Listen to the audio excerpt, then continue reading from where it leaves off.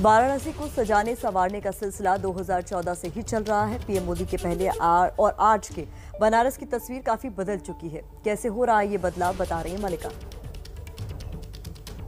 तो आज प्रधानमंत्री नरेंद्र मोदी काशी में होंगे और इस दौरे पर सबकी निगाहें टिकी हुई हैं। काशी का कायाकल्प किस तरह से हो रहा है, अब इसके बारे में बात कर लेते हैं। प्रधानमंत्री मोदी ने काशी के कायाकल्प की जो परिकल्पना की थी, उसमें परंपरा और विकास के बीच संतुलन बनाने पर जोर था। वाराणसी की सांस्कृतिक पहचान बनाए रखने के साथ साथ उसे विकास की ऊंचाइयों तक पहुंचाने की भी कोशिश थी।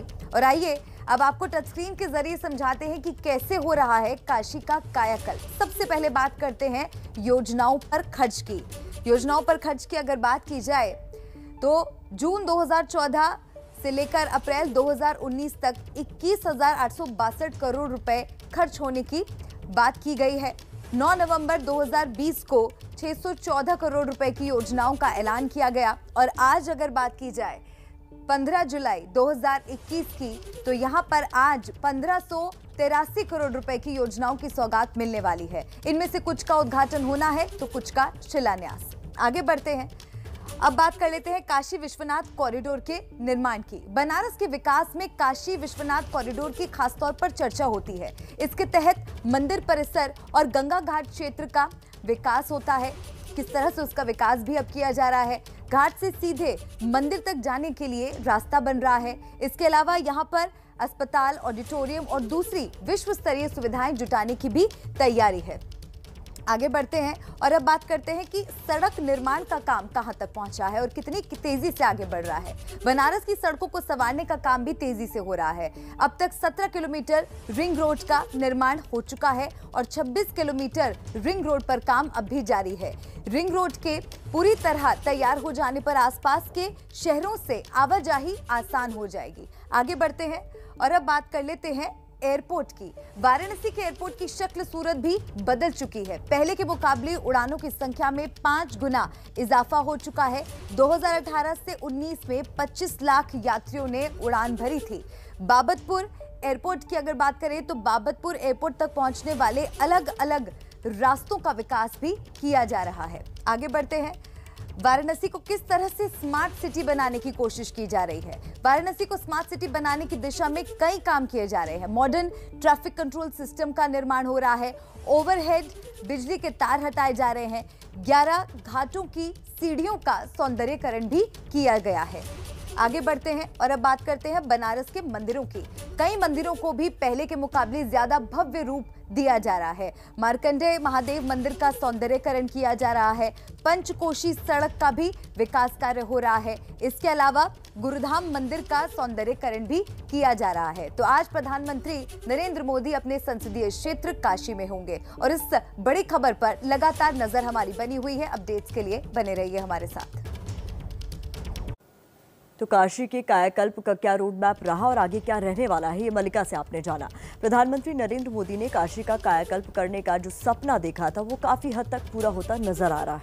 2014 के बाद से बनारस कई बदलावों का गवाह बन चुका है, लेकिन अब वाराणसी में होने वाले विकास के हर काम को राजनीति के चश्मे से देखा जा रहा है, क्योंकि अगले साल यूपी में चुनाव जो है।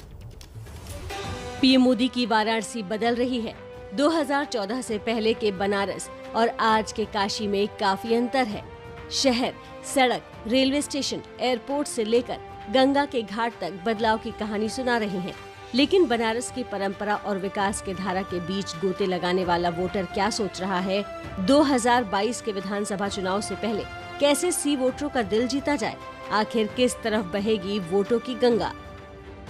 इस सवाल को लेकर सिर्फ बीजेपी ही नहीं, बल्कि विपक्ष के तमाम छोटे बड़े दल भी माथापच्ची कर रहे हैं।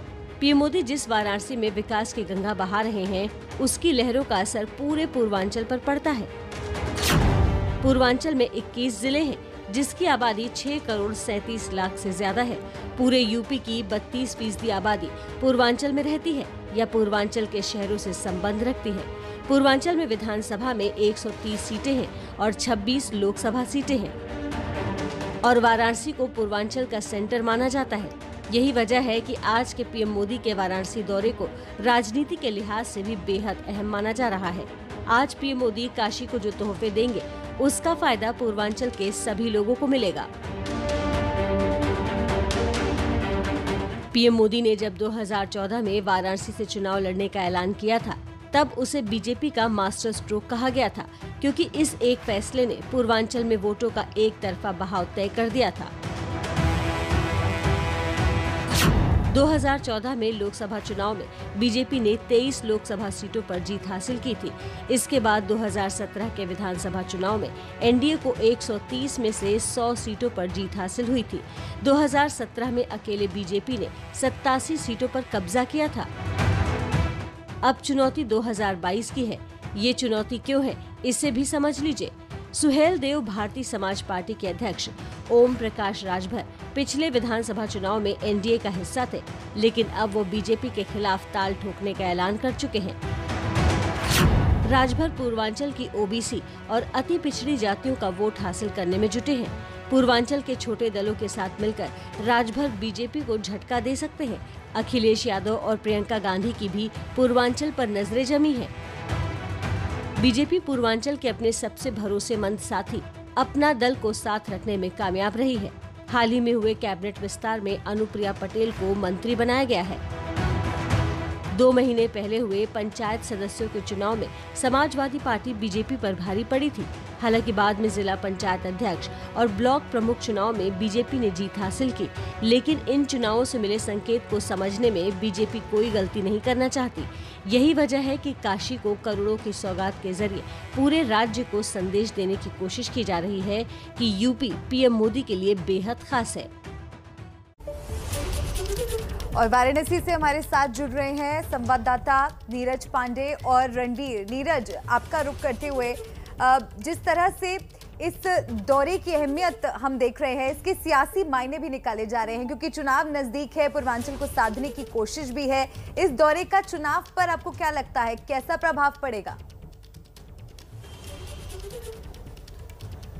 देखिए, देश की राजनीति की बात की जाए तो कहते हैं कि देश की राजनीति उत्तर प्रदेश से चलती है। उत्तर प्रदेश से ही प्रधानमंत्री का रास्ता तय होता है। लेकिन अगर उत्तर प्रदेश की आप बात करेंगे तो निश्चित रूप से इसके सियासी मायने निकाले जाएंगे और कहा भी यह जाएगा कि अगर उत्तर प्रदेश की बात करेंगे तो इसकी जो सीढ़ी है वो बनारस से निकलती है। और आज कोरोना काल में जिस तरह से पूरा देश जकड़ा हुआ है, प्रधानमंत्री नरेंद्र मोदी का बनारस दौरा बहुत ही महत्वपूर्ण हो जाता है। भले वो पब्लिक रैली ना करें, पब्लिक अपीयरेंस उनकी सीधी तौर पर ना हो, लेकिन जिस तरह के कार्यक्रम वो करने आए आज यहाँ आ रहे हैं, उससे एक परसेप्शन क्रिएट होता है कि जो लोग, उन लोगों को जवाब भी मिलता है जो लोग लगातार ये आरोप लगा रहे हैं कि कुछ काम नहीं हुआ उत्तर प्रदेश में। तो ये दिखाने की कोशिश है कि हमने क्या क्या किया। मेरे पीछे मैं आपको दिखाता हूँ, मेरे पीछे जो ये हॉस्पिटल है, मातृ एवं शिशु स्वास्थ्य MCH विंग, जो 100 बेड का हॉस्पिटल है, जहाँ माँ और उसका बच्चा दोनों एक साथ रह सकते हैं। और यहाँ पे 100 बेड का हॉस्पिटल बनाया गया है। ये BHU केंद्र है। दरअसल ये केंद्र, इसका उद्घाटन अभी प्रधानमंत्री नरेंद्र मोदी को करना है। ये बताने की कोशिश है कि हमने क्या किया, ये आप देखिए। इसके अलावा जो काम यहाँ बनारस में हुए हैं, उसे दिखाने की कोशिश होगी कि हमने क्या क्या किया है। तो दरअसल भले आप ये कहें कि ये चुनावी कार्यक्रम नहीं है, लेकिन प्रधानमंत्री का ये पहला दौरा है जब ऐसे समय पर जब चुनाव महज 5-6 महीने बाद होने हैं, यानी कि 2022 की शुरुआत में चुनाव होना है उत्तर प्रदेश में। बिल्कुल, जैसा कि आपने कहा, पॉलिटिक्स तो खेल ही परसेप्शन का है। मैं रणवीर का भी रुख करना चाहूंगी, क्योंकि रणवीर, आपने तो बनारस की गलियों में घूमते हुए लोगों का मन खूब टटोला है लंबे वक्त तक, तो आप बेहतर बता पाएंगे ये कि प्रधानमंत्री मोदी को लेकर जो लोकप्रियता है, भले ही वो अपने संसदीय क्षेत्र का दौरा करें ना करें, लोगों के बीच में है, लेकिन इसका असर पूर्वांचल में कितना पड़ने वाला है विधानसभा चुनाव के मद्देनजर? देखिए, प्रधानमंत्री को लेकर जब बनारस के लोगों से आप बात करेंगे ना, तो वो प्रधानमंत्री को पीएम के तौर पे नहीं, अपने सांसद के तौर पे लेते हैं, अपने तरह से देखते हैं कि ये तो हमारे हैं और अधिकार जमाते हैं। जहाँ तक रही विधानसभा चुनाव की बात, तो सिर्फ पूर्वांचल नहीं बल्कि पूरे उत्तर प्रदेश में इसका एक संदेश जाता है। योगी सरकार लगातार ये बात बताने की कोशिश कर रही है कि हमने विकास किया है, प्रधानमंत्री के नेतृत्व में विकास किया है। यूपी में 3 एक्सप्रेसवे बन रहे हैं, बुंदेलखंड, पूर्वांचल और गंगा। ये तीनों एक्सप्रेसवे जल्द ही कंप्लीट होने वाले हैं। इसके अलावा अगर काशी की ही खासतौर पे बात कर ले तो प्रधानमंत्री आज 1583 करोड़ रुपए की योजनाओं का शिलान्यास और उद्घाटन करेंगे और काशी को बदलता हुआ दिखाकर यही तस्वीर उत्तर प्रदेश में पेश करेंगे कि सिर्फ काशी नहीं बल्कि अलग अलग शहर हैं जिनको हमने स्मार्ट सिटी बनाया है। जरा इस पीछे इस तस्वीर को देखिए, ये रुद्राक्ष है। रुद्राक्ष जापान के सहयोग से बना है। ये संदेश देगा कि भारत ने किस तरह से विदेश नीति को बेहतर बनाया है और जापान ने ये रुद्राक्ष भारत को गिफ्ट किया क्योंकि शिंजो आबे को लेकर के प्रधानमंत्री काशी आए थे। तो विदेश नीति का संदेश, विकास का संदेश, और प्रधानमंत्री एक बात कहते हैं, पौराणिकता में आधुनिकता का समावेश होना चाहिए, यानी काशी की जो पौराणिकता है उसको बचा करके इस शहर को विकास करने की जो कोशिश है वो होगी। तो ये जो पूरे यूपी में जिस तरह से डेवलपमेंट का काम चल रहा है, एक्सप्रेस वे से लेके अलग अलग चीज़ें, वो भी लोगों के बीच में जाएं। और प्रधानमंत्री चूंकि उनका चेहरा बड़ा है, अपील बड़ी है, उनकी लोकप्रियता बड़ी है, ऐसे में प्रधानमंत्री का यूपी आना ही एक बहुत बड़ा पॉलिटिकल मैसेज होता है। चुनाव 6-7 महीने बाद है और पीएम की ये जो दौरा है इसको मान के चलिए कि ये चुनाव की एक तरह से बीजेपी की तैयारियों की शुरुआत है। जी बिल्कुल, तैयारियों की शुरुआत है। शुक्रिया रणवीर आपका, और आप दोनों का बहुत शुक्रिया। नजर आप बनाए रखिए, लौटते रहेंगे अपडेट्स के लिए।